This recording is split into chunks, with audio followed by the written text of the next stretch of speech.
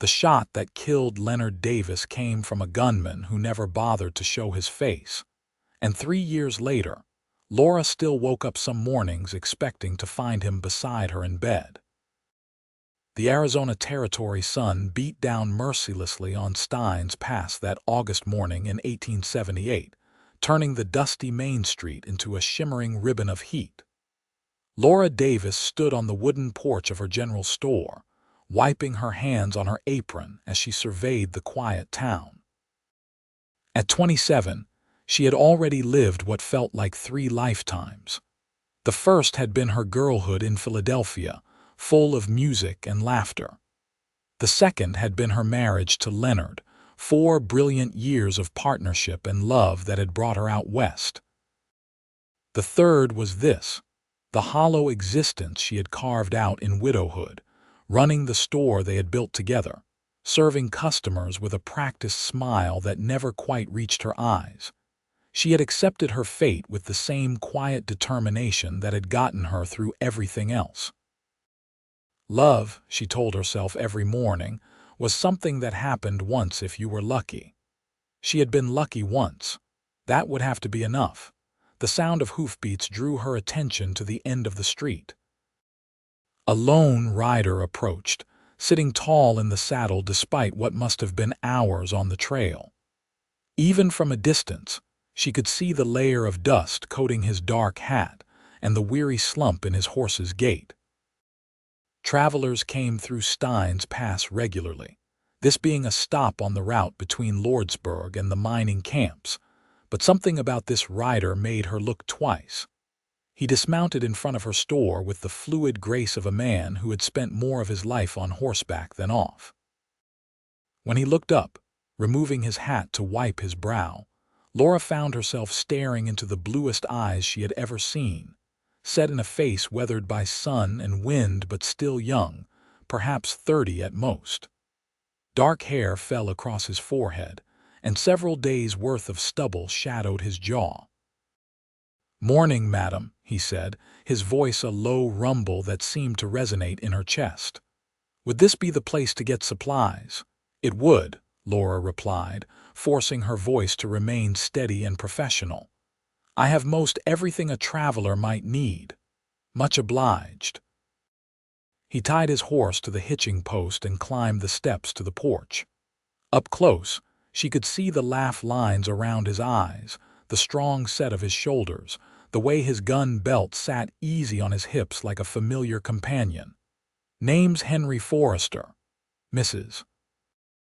Davis," she said, not offering her first name.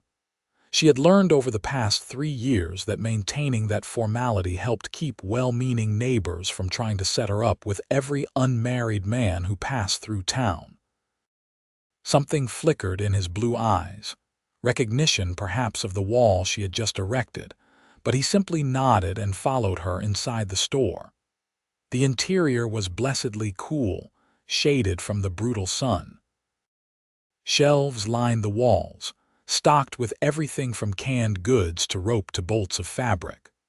Laura had organized it all herself after Leonard died, rearranging things until the space felt like hers alone, until she could walk through it without constantly remembering his presence. "I need dried meat, coffee, flour, and ammunition if you have it," Henry said, scanning the shelves with an appreciative eye. "And perhaps some of whatever smells so good." Laura felt heat rise to her cheeks. She had put a pot of stew on the stove in the back room that morning, planning to have it for her midday meal. "That's just my lunch. Apologies, madam. I did not mean to presume. It has just been a long while since I smelled home cooking." There was something in his voice, a loneliness that echoed her own, that made her pause. "I suppose I could spare a bowl if you are hungry." The smile that broke across his face transformed it entirely, chasing away the weariness and revealing a warmth that made her heart do something it had not done in 3 years, a little skip of interest that she immediately tried to suppress. "That would be mighty kind of you, Mrs. Davis." She gathered his supplies while the stew heated, moving through the familiar routine with practiced efficiency. He did not fill the silence with empty chatter, instead examining the goods on her shelves with genuine interest. When she placed a steaming bowl in front of him along with a chunk of fresh bread, the gratitude in his eyes seemed almost excessive for such a simple meal. "You are welcome to sit," she said, gesturing to the small table she kept near the stove. "It is too hot to eat standing up." Henry settled into the chair with a sigh of relief, removing his hat and setting it on the table. His hair was darker than she had first thought, nearly black where it had not been sun-bleached. He ate with the careful manners of a man raised properly but the appetite of someone who had been too long on the trail. "This is delicious," he said after his third spoonful. "You have a gift. It is just stew." "No, madam, it is not." He met her eyes directly. "I have eaten enough trail food and bad cooking to know the difference. This is made with care." Laura did not know what to say to that, so she busied herself packaging his supplies. The silence stretched between them, but it was not uncomfortable. When he had finished eating, he insisted on washing his own bowl in the bucket of water she kept for that purpose. "What brings you to Stein's Pass?" she asked, surprising herself with the question. She usually did not pry into her customers' business. "Looking for work, primarily. I heard there might be ranching opportunities in the area." He dried the bowl with a cloth and set it carefully on the shelf. "I have been riding from ranch to ranch, but most are not hiring right now." "It is the wrong season for it," Laura agreed. "Most outfits hire on extra hands in spring for the drives, then let them go in fall. That has been my experience." He pulled out his wallet to pay for his supplies. "You would not happen to know of anyone looking for help?" Laura started to shake her head, then hesitated. Old Jacob Morrison had been complaining just last week about needing someone to help repair his fences and outbuildings before winter. He was too proud to admit he was getting too old for the heavy work, but everyone in town knew it. "Jacob Morrison has a spread about 5 miles north of here," she said slowly. "He might be able to use some help, at least for a while. He is getting on in years and could use someone handy with repairs." Henry's face brightened. "I would be much obliged for directions." She drew him a simple map on a piece of brown paper, marking the turn-offs along the road. Their hands brushed as she passed it to him, and Laura felt that same unexpected jolt of awareness. She pulled back quickly, tucking her hands into her apron pockets. "Thank you, Mrs. Davis," Henry said, gathering his supplies, "for everything. The meal, the information, your kindness to a stranger. It was nothing. It was not nothing to me." He settled his hat back on his head and touched the brim in farewell. "I hope I will see you again." After he left, Laura stood at the window and watched him ride north up the road, his figure growing smaller until it disappeared entirely in the heat shimmer.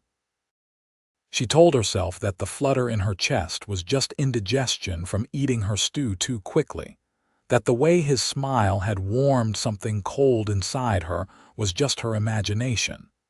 She had made her peace with her solitary life. She did not need complications. But that night, as she lay in bed in the small room above the store, she found herself thinking about blue eyes and a voice like distant thunder, about the way he had washed his own dish and thanked her for a simple kindness. She fell asleep still thinking of him, and for the first time in 3 years, Leonard did not appear in her dreams. The next morning brought the usual rush of Saturday business. Ranchers' wives came to town to shop, cowboys stopped in for tobacco and ammunition, and Laura moved through it all with her practiced efficiency. She told herself she was not watching the door, not hoping for a particular tall figure to walk through it. It was nearly noon when Eliza Patterson cornered her by the fabric display. Eliza was the banker's wife, a kind woman with a tendency toward matchmaking that had made Laura avoid her for the better part of 2 years. "Laura, dear, I heard a very handsome cowboy came through town yesterday," Eliza said with a knowing smile. "Margaret saw him leaving your store." "A customer needed supplies," Laura said firmly. "Nothing more." "Of course, dear, but Margaret said he was in there quite a while. He was hungry. I gave him some stew." Laura selected a bolt of blue calico and carried it to the counter, hoping Eliza would take the hint. She did not. "And did this hungry cowboy have a name?" "Henry Forrester. I sent him to see Jacob Morrison about work." "Henry Forrester," Eliza repeated as if tasting the name. "That is a good, strong name, and you say he is looking for work. That sounds like a man planning to settle down." "Eliza, please." The older woman's expression softened. "Laura, it has been 3 years. Leonard would not want you to spend the rest of your life alone." "I am not alone. I have the store, I have friends, I have a good life here." "You have an existence. That is not the same as a life." Eliza reached across the counter and squeezed Laura's hand. "I know you loved Leonard dearly." "We all did, but you are still so young. You deserve happiness." Laura gently extracted her hand. "I am happy." "Are you?" The question hung in the air between them, unanswerable. Laura was saved from having to try by the arrival of more customers. Eliza made her purchase and left, but her words lingered like smoke. That evening, as Laura was closing up the store, Jacob Morrison's wagon pulled up outside. She watched with surprise as Henry Forrester climbed down from the seat beside the old rancher. Both men were covered in dust and sweat, and Henry had acquired a tear in his shirt sleeve.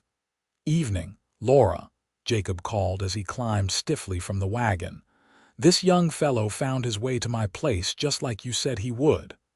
I hope he was able to help you, Jacob." "Help?" "Girl, he fixed more in one day than I could have managed in a week. Got my north fence repaired, replaced 3 rotted posts, and patched the barn roof. I came to stock up on supplies so I can keep him working." Henry had removed his hat and was turning it in his hands, looking almost bashful. "Mr. Morrison is generous with his praise." "Generous nothing. I call it like I see it." Jacob stumped up the steps to the porch.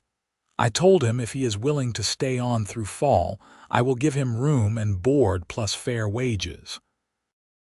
Might even need him through winter if he proves as handy as he seems." "That is wonderful news," Laura said, and meant it. She had worried that sending Henry to Jacob might have been a fool's errand, that there would be no work after all.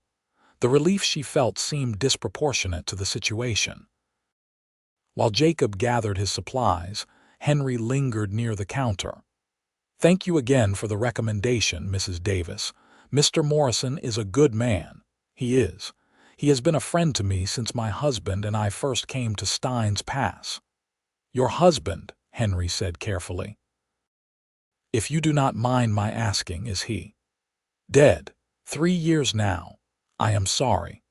Laura had heard those words countless times, delivered with varying degrees of sincerity, but something in the way Henry said them, the quiet understanding in his blue eyes, made her believe he truly was. "Thank you," she said softly. "My wife died 4 years ago," Henry said, the words coming out in a rush as if he had not meant to say them at all. "Fever took her, and our baby daughter with her. I have been drifting ever since, trying to outrun the memories, I suppose." Laura felt her heart contract with sympathy. "I am so sorry. That is a terrible loss. It was, still is some days." He met her eyes and she saw her own pain reflected there. "But I am learning that you cannot outrun grief. You can only learn to carry it." "That is the truth of it," Laura agreed. Jacob called from the back of the store, breaking the moment. Henry tipped his hat to her and went to help the older man carry supplies. Laura watched them go, her mind whirling with this new information. Henry was a widower like her. He understood loss in a way that most people could not. The kinship she had felt with him suddenly made more sense. Over the following weeks, Henry became a regular fixture in town. He came in with Jacob every Saturday for supplies, and sometimes he rode in during the week for smaller items. Each time, he found an excuse to linger, helping Laura carry heavy sacks or reorganizing her storage room or fixing the squeaky hinge on her front door.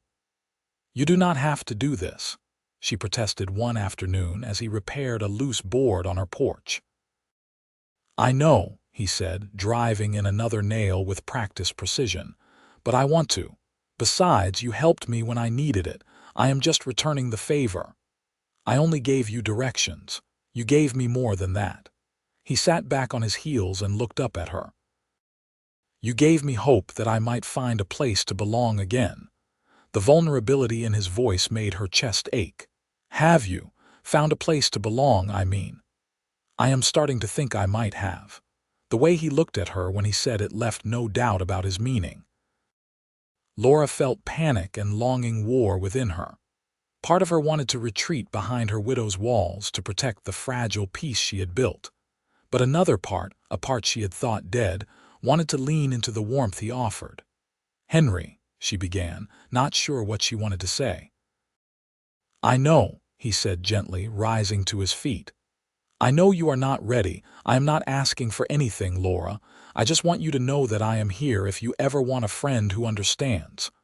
"A friend," she repeated, testing the word. "A friend," he confirmed. "Nothing more, unless you want it to be." Over the following weeks, they built a friendship on that foundation. Henry told her about his life before, growing up on a ranch in Texas, meeting his wife Sarah at a church social, the joy of expecting their first child and the devastation of losing them both.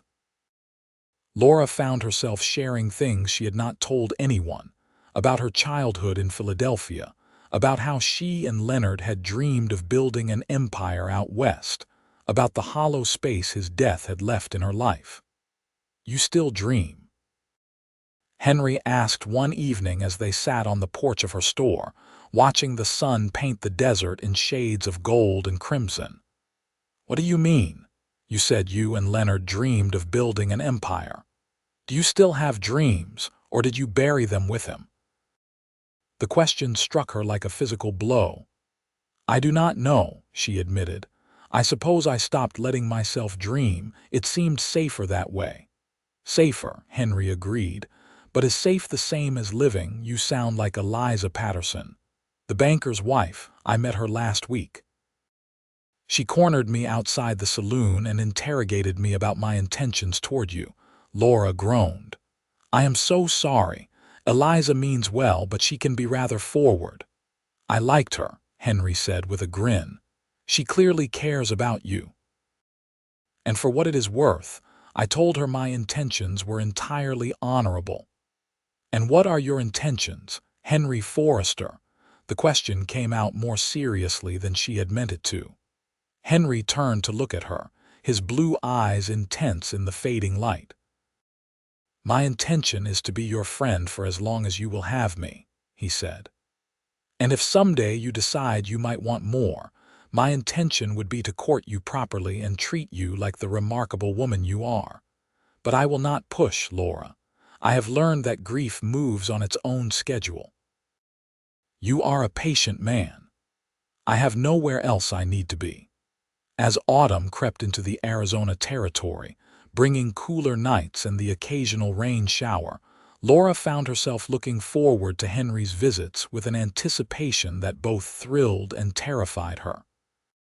He never pushed, never demanded more than she was willing to give, but his steady presence wore away at her defenses like water on stone. She caught herself thinking about him at odd moments, wondering what he was doing out at Jacob's ranch, whether he was staying warm enough in the bunkhouse, if he thought about her the way she was thinking about him. The realization that she was falling for him crept up on her slowly, like the sunrise, until one morning she woke up and knew with absolute certainty that she was in love with Henry Forrester. The knowledge terrified her. Loving meant risking loss again, and she was not sure she could survive another devastating blow. But Henry was right, she realized. She had been existing, not living. The question was whether she had the courage to change that. The decision was taken out of her hands on a cold November morning. Henry rode into town alone, his face grim. Laura saw him coming from her window and immediately knew something was wrong. She met him at the door. "What happened?" "Jacob fell from a ladder yesterday evening," Henry said without preamble. "Broke his leg badly. The doctor is with him now, but he is going to be laid up for months. He cannot run the ranch like that." "Oh no, poor Jacob." "He is talking about selling the place. Says he is too old for this anyway, that the fall is just God's way of telling him it is time to retire." Henry ran a hand through his hair in frustration. "But Laura, that ranch is his whole life. If he sells it, it will kill him faster than any broken leg. What can we do?" "I offered to run the place for him while he heals, but he says that is too much to ask. Says I should find other work, that he cannot afford to pay me to manage everything through winter." Henry's jaw tightened. "But I have been thinking. I have some money saved, enough that I could buy into the ranch as a partner. That way he keeps ownership but does not have to worry about the day-to-day operations. When he heals, we could work it together, or I could buy him out entirely if he decides he wants to retire for real." "That sounds like a perfect solution. There is just one problem." Henry looked down at his hands. "If I do this, I am committing to staying in Stein's Pass permanently. I am putting down roots in a way I have not done since Sarah died, and before I do that, I need to know if there is any chance that you might someday want to build a life with me." Laura's heart hammered against her ribs. "Henry, I am not asking you to marry me tomorrow," he said quickly. "I know you need time, but I need to know if I am waiting for something that could happen, or if I am fooling myself. Because if there is no chance, if you are determined to stay alone forever, then maybe I should keep drifting. But if there is even a possibility that you might want what I want, then I will stay and wait as long as it takes." The moment stretched between them, full of possibility and fear. Laura thought about the past 3 years, about the walls she had built, about the life she had convinced herself was enough. Then she thought about Henry's smile, about the way he made her laugh, about how the world seemed brighter when he was in it. "I am scared," she whispered. "I know, so am I." "What if I lose you too? What if you do not?" He reached out slowly, giving her time to pull away, and took her hand. "Laura, I cannot promise you that nothing bad will ever happen. Life does not work that way, as we both know too well. But I can promise you that whatever time we have, I will spend it loving you with everything I am. Is that not better than being alone out of fear?" She looked down at their joined hands, his rough and calloused from hard work, hers small and pale in comparison. It would be so easy to pull away, to retreat back into her safe, empty existence. But safe was not the same as living. "Yes," she said, so quietly she was not sure he heard. "Yes, what?" Laura looked up and met his eyes, seeing the hope and fear mirrored there, and felt something break open inside her chest, something that had been locked tight for 3 long years. "Yes, there is a chance. More than a chance." She squeezed his hand. "I have been falling in love with you, Henry Forrester, and it terrifies me. But I think I am more scared of letting you go." The smile that broke across his face was like the sun coming out from behind clouds. He raised her hand to his lips and kissed her knuckles with a reverence that made her eyes sting with tears. "I have been in love with you since the day you gave me Stu and looked at me like I was a person instead of just another drifter," he said. "Thank you for being brave enough to give us a chance. I am not feeling very brave right now. That is all right. I am brave enough for both of us." He left soon after to return to Jacob and finalize the partnership agreement. Laura watched him go, her hand still tingling from his kiss, her heart full of equal parts joy and terror. She had done it. She had opened herself up to love again. She only hoped she had the strength to see it through. News of their understanding spread through Stein's Pass like wildfire, carried on the wings of Eliza Patterson's delighted gossip. Laura endured the knowing looks and well wishes with as much grace as she could muster, but she was grateful when Sunday came and gave her an excuse to close the store and have some peace. She was surprised when Henry showed up at her door that afternoon, looking nervous and carrying a bouquet of wildflowers that he must have ridden miles to find at this time of year. "I know we said we would take things slow," he said, "but I realized I have been courting you all wrong. I should have been bringing you flowers and taking you on proper outings, not just fixing your porch and talking about grief." Laura laughed, genuinely delighted. "I like the porch fixing. Even so, if I am going to court you, I am going to do it right." He offered her the flowers with an endearingly uncertain expression. "Would you do me the honor of accompanying me on a ride? I want to show you something." She had not been on a horse in months, but she found herself agreeing. Henry helped her into the saddle of a gentle mare he had borrowed from Jacob's stock, and they rode out of town together into the vast Arizona desert. The late autumn afternoon was perfect, cool enough to be comfortable but still warm in the sun. Henry led her along a winding path that climbed gradually into the rocky hills above the town. Just when Laura was about to ask where they were going, they crested a rise and she caught her breath. Below them, a small valley spread out like a hidden jewel. A creek ran through it, lined with cottonwood trees whose leaves had turned brilliant gold. The grass was still green here, nourished by the water, and Laura could see the remains of an old adobe structure near the creek. "What is this place?" "It is part of Jacob's land, though he has not used it in years. The old house belonged to the previous owner." Henry dismounted and helped her down. "I asked Jacob if he would consider selling me this parcel separately from the ranch. I thought it might make a good place to build." "Build what?" "A home. Our home, if you will have me." He took her hand and led her down into the valley. "I know we are not there yet. I know you need time, but I wanted you to see the future I am imagining. I wanted you to know that I am serious about this, about us." They walked through the valley together, Henry pointing out where he thought a house could sit, where there would be room for a barn and corrals, how the trees would provide shade in summer. His enthusiasm was infectious, and Laura found herself caught up in the vision he was painting. "We could run some cattle here, enough to supplement the ranch work," he said. "And you could keep the store if you wanted, or we could find someone to buy it if you wanted to step away. Whatever you want, Laura. I just want to build something with you." Standing there in the golden afternoon light, listening to him talk about their future with such certainty and hope, Laura felt the last of her resistance crumble.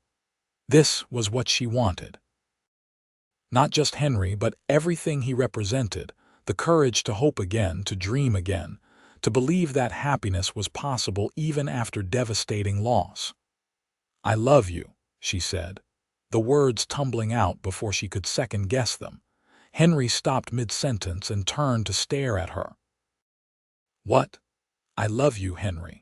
I know I said I needed time, and maybe I do, but I also know what I feel. I love you, and I want this future you are describing. I want to build a home with you in this beautiful valley and wake up beside you every morning and go to sleep in your arms every night. I want all of it." He closed the distance between them in 2 long strides and cupped her face in his hands. "Are you sure? I do not want you to feel rushed. I am sure. I am terrified and excited and so very sure." She covered his hands with hers. "Kiss me, Henry." He kissed her like a man who had been starving for it, gentle but thorough, his lips warm and soft against hers. Laura melted into him, her arms going around his neck, and felt 3 years of loneliness and grief burn away in the heat of that kiss. When they finally broke apart, both breathing hard, she was smiling so wide her face hurt. "Marry me," Henry said. "Not tomorrow, not next week if you are not ready, but soon. Be my wife, Laura. Let me spend the rest of my life making you happy." "Yes," she said, laughing through tears of joy. "Yes, I will marry you." They were married on a crisp December morning in the small church in Steins Pass, with half the town in attendance. Laura wore a new dress of deep blue silk that Eliza had helped her make, and Henry wore his best suit with a string tie and boots polished to a high shine. Jacob Morrison gave Laura away, limping down the aisle with her on his arm and his broken leg healing well in its cast. The ceremony was simple and sweet, the minister keeping his remarks brief, as per their request. When Henry slipped the ring onto her finger, a simple gold band that had belonged to his grandmother, Laura felt the weight of it like a promise. They were both taking a leap of faith, choosing to love again despite knowing how much it could hurt to lose. But standing there with Henry's hands holding hers, his blue eyes shining with love and hope, Laura knew it was worth the risk. The whole town celebrated with them at the reception that followed in the town hall. There was music and dancing and more food than Laura had seen in one place since coming to Arizona. Henry waltzed her around the floor with surprising grace, holding her close and whispering sweet things in her ear that made her blush and laugh. "I cannot believe you are mine," he murmured as they swayed to the music. "I cannot believe I almost let fear keep me from this," Laura replied. "We both almost let fear win, but we did not, and that is what matters." They spent their wedding night in Laura's room above the store, which would serve as their home until the house in the valley could be built. Henry carried her over the threshold despite her protests that it was unnecessary, then set her gently on her feet beside the bed. "I love you, Mrs. Forrester," he said. "I love you, Mr. Forrester." He kissed her with all the passion he had been holding back during their brief courtship, and Laura responded in kind, losing herself in the joy of being touched and wanted and loved. They came together with a tenderness born of shared grief and hard-won hope, and afterward, as she lay in his arms listening to his heartbeat, Laura felt a peace she had not known in years. "Thank you for not giving up on me," she whispered into the darkness. "Thank you for being brave enough to try again," Henry replied, pressing a kiss to her hair. They fell asleep tangled together, and for the first time since Leonard died, Laura slept through the entire night without waking. The winter that followed was the happiest Laura had known since losing her first husband. She and Henry fell into an easy rhythm, working together at the store during the week and riding out to the valley property on Sundays to plan and dream. Henry spent his weekdays at Jacob's ranch, learning the business and building his partnership with the older man, who was healing well and seemed rejuvenated by having someone to share the work. In February, they broke ground on the new house. Henry did much of the work himself, with help from Jacob and several of the ranch hands. Laura divided her time between the store and the building site, helping where she could and watching their dream take shape one board at a time. It was during one of these visits to the valley that Laura realized she had missed her monthly courses. She had been so busy and happy that she had not noticed, but sitting on a stack of lumber and watching Henry frame out what would be their bedroom, the realization hit her like a thunderbolt. She said nothing that day, waiting until she was certain. When she missed a second month and woke up feeling queasy 3 mornings in a row, she went to see Dr. Brennan in Lordsburg, not wanting to start rumors in Steins Pass if she was wrong. She was not wrong. Laura spent the ride back to Steins Pass trying to figure out how to tell Henry. They had never discussed children, both of them carrying the scars of their losses. She knew he had wanted to be a father once, had been heartbroken when his daughter died before he could hold her. But would he want to try again? Would the fear of loss outweigh the joy of possibility? She found him at the house site, working alone in the late afternoon sun. He looked up as she approached and immediately set down his hammer, concern crossing his face. "Laura, what are you doing here?" "I thought you were minding the store today. I closed early. I needed to talk to you." Something in her voice made him go still. "What is wrong? Are you all right?" "I am fine. Better than fine, actually." She took a deep breath. "Henry, I am pregnant." The silence that followed felt endless. Henry stared at her, his expression unreadable, and Laura felt panic rising in her chest. What if he did not want this? What if the memory of losing his first child was too painful? Then his face crumpled, and he sat down hard on a sawhorse, covering his face with his hands.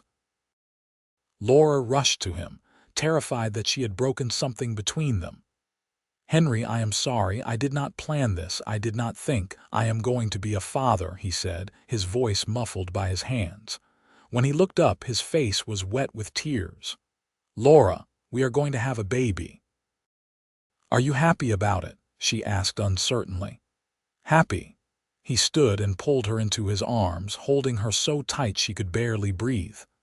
"I am terrified and thrilled and so grateful I can hardly stand it. A baby, Laura, our baby." Relief flooded through her, and she found herself crying too, both of them clinging to each other and laughing through their tears. They stood there for a long time, holding each other in the half-built house, imagining the future that was coming faster than they had planned. "We need to finish the house before the baby comes," Henry said when they finally pulled apart. "And we need to set up a nursery and get a cradle. And Henry, we have months. The baby will not be here until late summer. Still, we have so much to do." He placed a gentle hand on her still flat stomach. "I am going to take such good care of both of you, I promise." "I know you will." Word of Laura's pregnancy spread through Stein's Pass even faster than the news of their courtship had. Suddenly, everyone had advice to offer, from what she should eat to how she should rest, to which old wives' tales would predict the baby's gender. Laura bore it all with good humor, touched by how much the community cared. Eliza Patterson appointed herself Laura's unofficial guardian, stopping by the store regularly to check on her and scold her if she thought Laura was working too hard. Even old Jacob Morrison rode into town to congratulate them, his leg now healed enough that he was back in the saddle. "That is good news, real good news," he said, shaking Henry's hand with vigor. "This town needs young families, and that baby will be lucky to have you two as parents." The house was finished in early May, just as the Arizona heat was beginning to build toward summer intensity. It was a beautiful structure, larger than Laura had expected, with 3 bedrooms and a wide porch that wrapped around 2 sides. Henry had built it with care, making sure every joint was tight, every board was straight, every window was positioned to catch the breeze. The day they moved in was one of the happiest of Laura's life. The community showed up to help, carrying furniture from the store and wedding gifts that had been stored at various homes around town. By evening, the house was furnished and welcoming, truly a home. That night, lying in their new bedroom with the windows open to the cool evening air and Henry's hand resting protectively on her growing belly, Laura felt a contentment so deep it almost hurt. "What are you thinking about?" Henry asked. "How lucky I am. How lucky we are." She turned to face him in the darkness. "A year ago, I thought my life was over, that I would just go through the motions until I died. And now look at us. A beautiful home, a baby on the way, a future full of possibility. You took a chance on a dusty cowboy who rode into town looking for work. You took a chance on a grieving widow who had given up on happiness. He kissed her softly. Best chance I ever took. Laura's pregnancy progressed smoothly through the spring and into summer. She continued working at the store, though she gradually reduced her hours as she grew larger and more uncomfortable in the heat. Henry hired a young man named Thomas to help with the heavy lifting and stocking, and eventually to manage things when Laura could not be there. In late August, as the afternoon heat shimmered off the desert floor, Laura felt the first pains. She was at home, thank goodness, putting up preserves from the garden Henry had planted. She set down her wooden spoon and called for Henry, who was working in the barn. He came running at the sound of her voice, took one look at her face and went pale. "Is it time?" "I think so." Henry rode for the doctor while Eliza, who had taken to stopping by daily as Laura's time grew near, helped her into bed and began the preparations. Dr. Brennan arrived an hour later, calm and reassuring, and confirmed that the baby would indeed be arriving soon. The labor was long and hard, lasting through the night and into the next day. Henry stayed by her side the whole time, holding her hand and wiping her face with cool cloths and whispering encouragement when she was sure she could not go on. Eliza proved invaluable, her experience with her own 5 children making her an able assistant to the doctor. Finally, as the sun was setting on the second day, Laura gave birth to a healthy baby boy. The doctor placed him in her arms, red-faced and squalling, and Laura felt her heart expand in a way she had not known was possible. "A son," Henry said, his voice rough with emotion. "We have a son, Laura." The baby had dark hair like his father and seemed to have his build as well, long and sturdy even at birth. When Henry held him for the first time, the baby quieted immediately, as if recognizing his father's touch. "What should we name him?" Laura asked. They had discussed names but never settled on one, unable to agree. Now, watching Henry cradle their son with infinite tenderness, Laura knew what felt right. "I want to name him after my first husband," she said. "Leonard, would that be all right?" Henry looked up, surprise and understanding in his eyes. "Are you sure?" "I am sure. Leonard would have loved to know that his name lives on, and I want our son to carry a piece of both the love that was and the love that is." "Leonard Forrester," Henry said, testing it. "I think it is perfect." Little Leonard proved to be a healthy, happy baby who thrived under his parents' devoted care. Laura had worried that motherhood would overwhelm her, but she found herself adapting to it with surprising ease. Henry was a natural father, patient and gentle, rising in the night to walk with the baby when he fussed and changing diapers without complaint. The store continued to operate under Thomas's capable management, with Laura stopping in a few times a week to check on things and handle the bookkeeping. She found she did not miss the day-to-day operation as much as she had expected. Being home with her son and husband felt like exactly where she was meant to be. Jacob Morrison doted on little Leonard as if he were his own grandson, riding over regularly to visit and bringing carved wooden toys he made in the evenings. The old rancher's health had improved dramatically since Henry had taken over much of the physical work, and he seemed to have a new lease on life. As autumn painted the cottonwoods gold again, and Leonard approached his first birthday, Laura reflected on how much had changed in just 2 years. She had gone from a woman who thought her life was essentially over to a wife and mother with a full, rich existence. The grief of losing her first husband had not disappeared, but it had transformed into something gentler, a bittersweet memory rather than an open wound. One evening, as she rocked Leonard to sleep in the nursery, Henry appeared in the doorway. "He is getting so big," he said softly. "I know. It seems like just yesterday he was born." Henry crossed to her and kissed the top of her head. "I have been thinking. Jacob approached me today about buying him out completely. His sister in California wants him to come live with her, and he is thinking of taking her up on it. Oh, Laura felt a pang of sadness. Jacob had become dear to them both. That would be hard, losing him from our lives. He said he would only sell to us, and only if we promised to visit him regularly.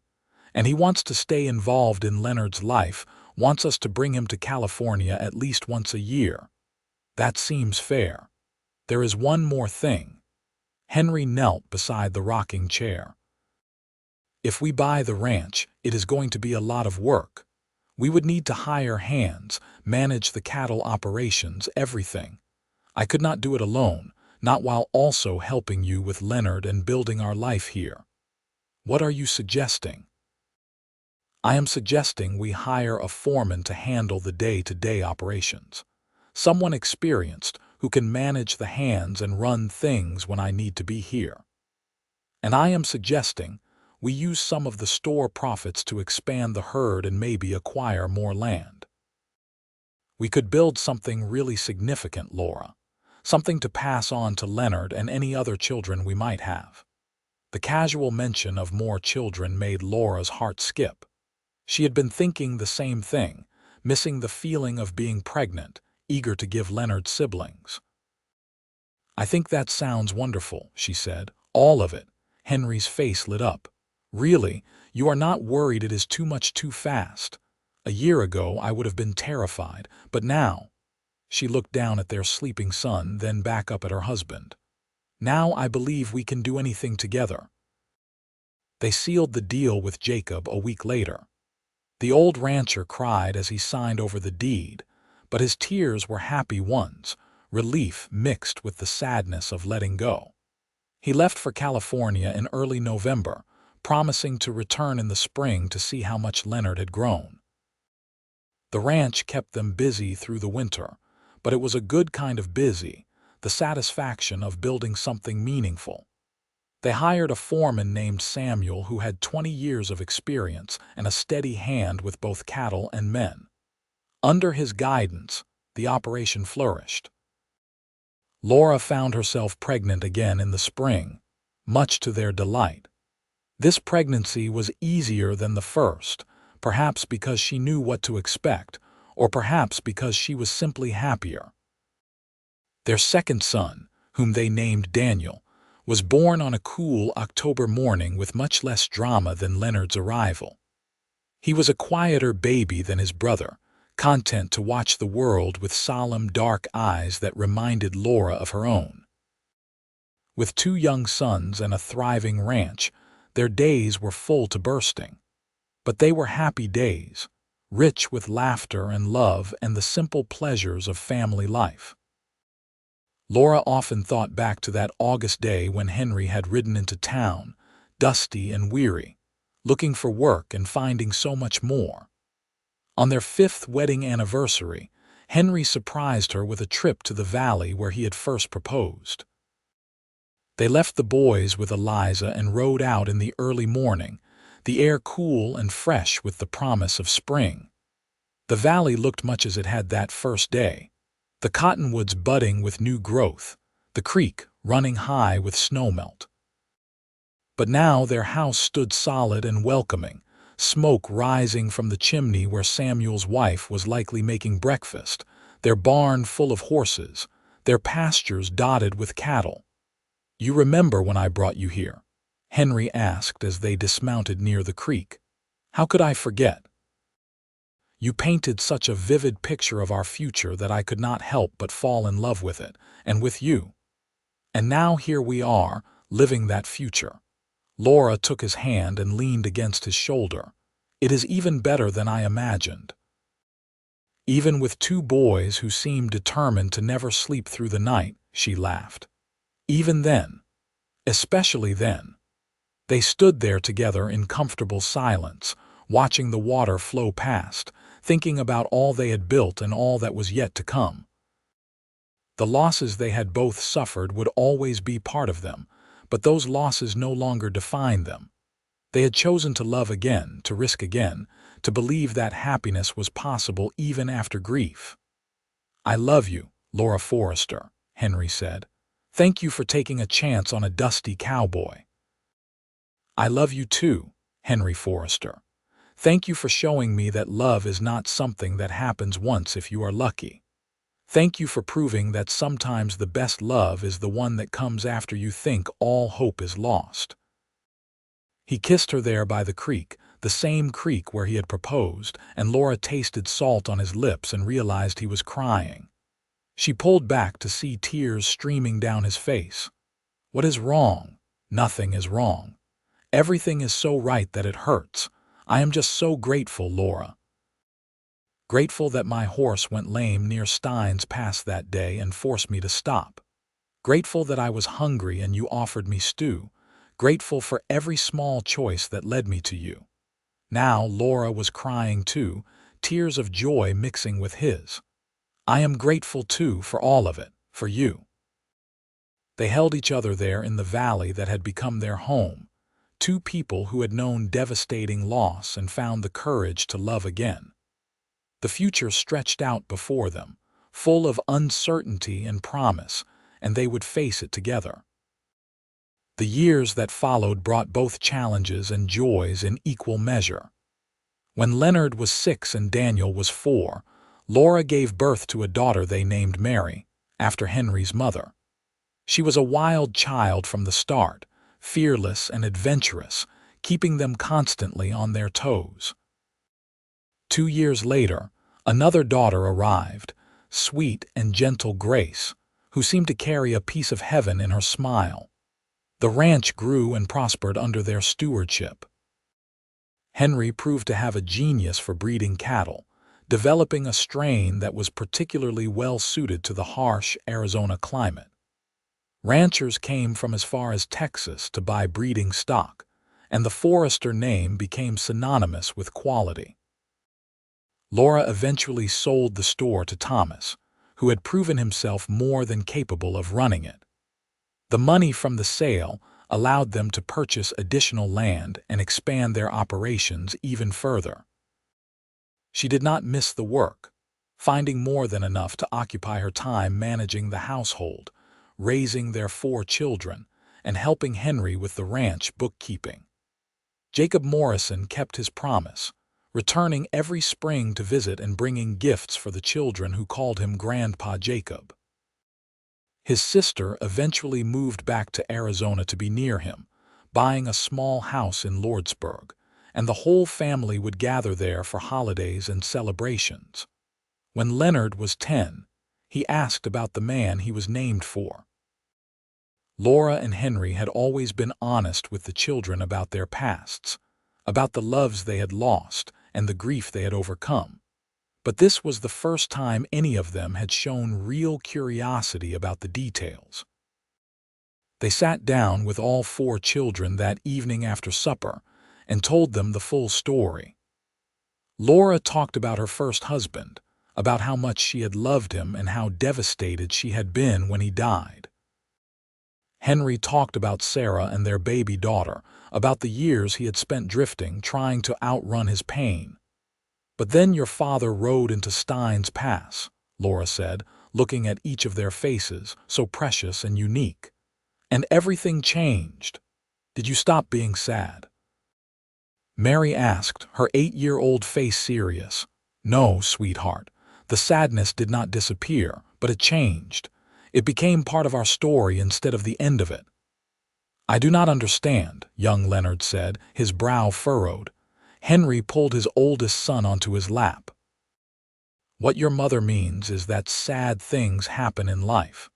We cannot avoid them, but we get to choose what we do with that sadness.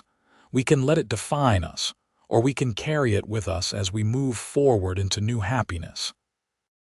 Your mother and I chose to move forward, and that choice gave us you and your brother and sisters. We would not trade that for anything. So it is okay to be sad sometimes, Daniel asked quietly. He was the most sensitive of the children, prone to deep feelings. It is more than okay, Laura assured him. Sadness is part of being human. The trick is not letting it be the only thing you feel. Over the years, Laura watched her children grow with a mix of pride and bittersweetness. Leonard grew tall like his father, with the same easy way with horses and natural leadership. Daniel was the thinker, always reading, always asking questions about how things worked. Mary was their adventurer, climbing trees and riding fence lines and declaring her intention to be a rancher like her father. Grace was their peacemaker, the one who smoothed over sibling squabbles and cared for injured animals with infinite patience. When Leonard turned 18, he announced his intention to start his own spread on a parcel of land they owned further up the valley. Henry helped him build a modest house and stock it with cattle from their herd. Laura watched her firstborn ride off to begin his adult life and cried for a week, even though he was only 5 miles away. "This is the hardest part of parenting," she said to Henry, as they stood on the porch and watched Leonard disappear into the distance on moving day. "Letting them go," Henry agreed, his arm around her shoulders. "But also the best part. Look what we raised. Look at the man he has become. And he was a good man, thoughtful and hardworking, with his father's patience and his mother's business sense." 2 years later, he married a sweet girl from Lordsburg named Emma, and within a year they had given Laura and Henry their first grandchild, a rambunctious boy named Henry after his grandfather. Daniel followed a different path, heading off to university in California to study engineering. He wrote long letters home about his studies, about the marvels of electricity and the future of the railroad. When he finished his degree, he returned to Arizona and got a job with the Southern Pacific, helping to plan new rail lines through the territory. Mary shocked them all by falling in love with the new veterinarian who set up practice in Lordsburg. Dr. James Patterson was Eliza's nephew, a kind man who shared Mary's love of animals. They married when she was 20 and he was 23, and settled in town where he could practice and she could help him. Grace, their youngest, was the one who stayed closest to home. She married a neighboring rancher's son and built a house just across the creek from the main ranch. She and her husband eventually took over the day-to-day operations when Henry decided it was time to slow down. On their 25th wedding anniversary, Laura and Henry threw a huge celebration. All 4 children came with their families, along with seemingly half of Arizona territory.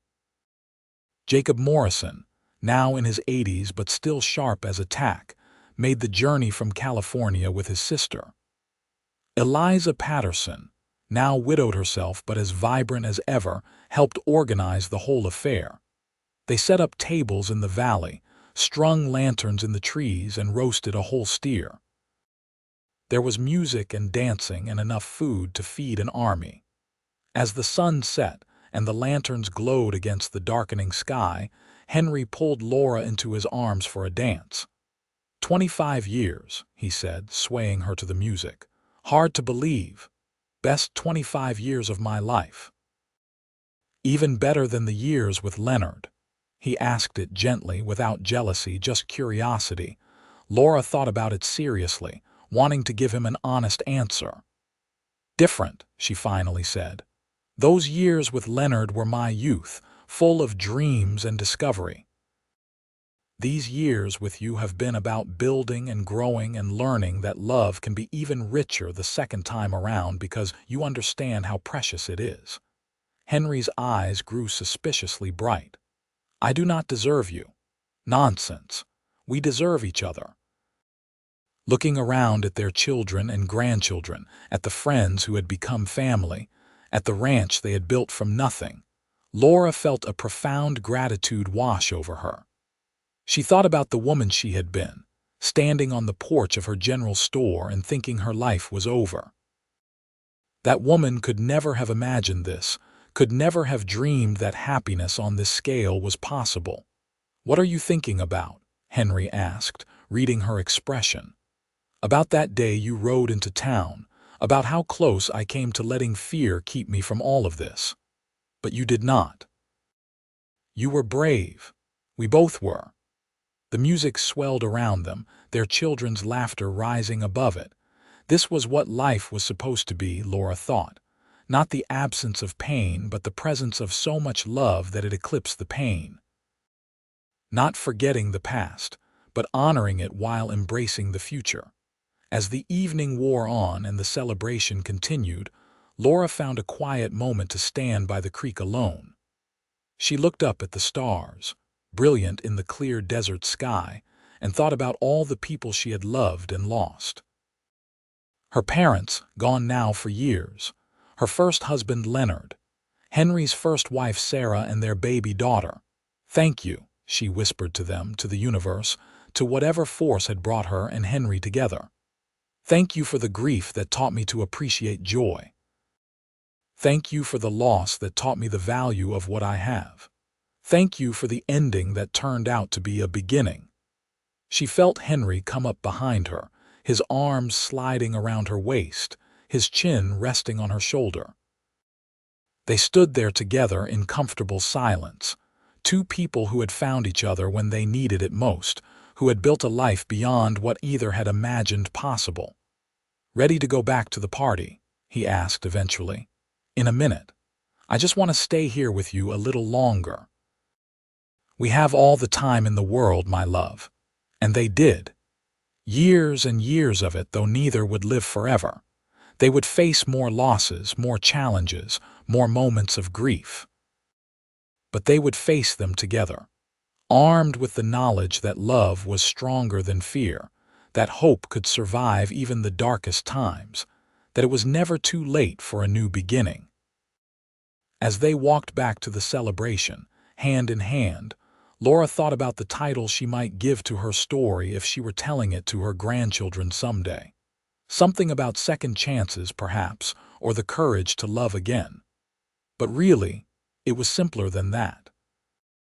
It was a story about a widow who thought love was behind her, and a cowboy who proved it was just beginning. Everything else was just details. The celebration continued late into the night, and when it finally ended and the last guest had gone home, Laura and Henry stood on their porch and looked out over the valley that had become their kingdom. 4 children raised, a ranch built from nothing, a legacy established. Not bad for a grieving widow and a dusty cowboy who had wandered into Stein's pass looking for work. "No regrets?" Henry asked, as he sometimes did. "Not a single one," Laura replied, as she always did. They went inside their home, the one he had built with his own hands, and climbed into the bed they had shared for 25 years. In the morning, there would be work to do, grandchildren to spoil, and the everyday business of living. But tonight, there was just this, the quiet contentment of 2 people who had found their way home to each other. Laura fell asleep in Henry's arms, just as she had on their wedding night, and dreamed of the future still stretching ahead of them. There would be more grandchildren, she thought drowsily. More celebrations and sorrows, more ordinary days and extraordinary moments. Whatever came, they would face it together. The widow had thought love was behind her. The cowboy had proved it was just beginning. And together, they had built a love story that would echo through generations, a testament to the power of second chances and the courage to open your heart even after it has been broken. That was the real ending, not in a single moment but in 1,000 moments strung together like pearls on a string. In quiet mornings and busy afternoons, in laughter and tears, in the everyday magic of a life built on love. It was an ending that was really a beginning, because the best love stories do not end. They just keep unfolding, chapter after chapter, year after year, heartbeat after heartbeat. And so they lived, Laura and Henry Forrester, in their valley in Arizona Territory, surrounded by family and love and the land they had claimed as their own.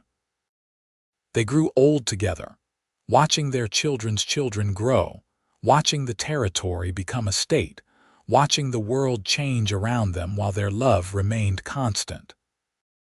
When Henry died at the age of 78, peacefully in his sleep with Laura beside him, she grieved as deeply as she had grieved for Leonard all those years ago. But it was a different grief now, softened by gratitude for the 50 years they had shared. She lived another 10 years after that, surrounded by the family they had created, and when she finally joined him, it was with a smile on her face and his name on her lips. They were buried together in the small cemetery on the ranch, under a cottonwood tree that had been just a sapling when they first arrived. Their children and grandchildren and great-grandchildren would visit that spot for generations, telling the story of the widow and the cowboy, the love that almost did not happen, the courage it took to try again. It was a story worth telling, worth remembering. A story about the power of love to heal even the deepest wounds, about the importance of taking chances, about the truth that it is never too late for a new beginning. Most of all, it was a story about two people who refused to let fear win, who chose hope over despair, who proved that sometimes the greatest love stories are the ones that begin when you least expect them. And in that valley in Arizona, where the creek still runs and the cottonwoods still turn gold in autumn, their legacy lives on in the family that bears their name, in the ranch they built, in the love they proved was possible even after devastating loss. The widow thought love was behind her. The cowboy proved it was just beginning, and what a beginning it was.